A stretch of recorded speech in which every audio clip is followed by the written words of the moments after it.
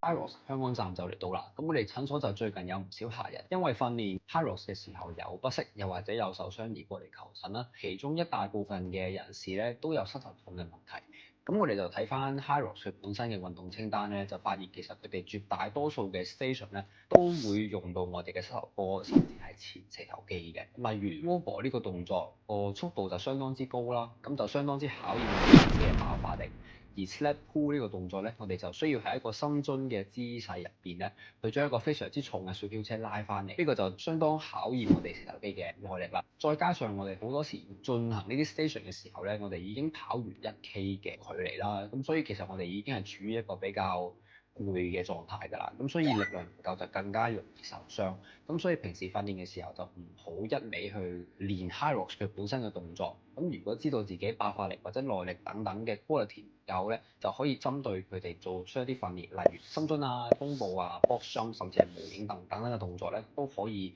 有效咁改善呢啲地方。如果大家有痛或者有不適嘅話咧，就建議大家忍痛繼續去做，因為可能就長期嘅訓練會令到呢啲動作形成受傷。如果大家有任何疑問，都可以隨時歡迎 DM。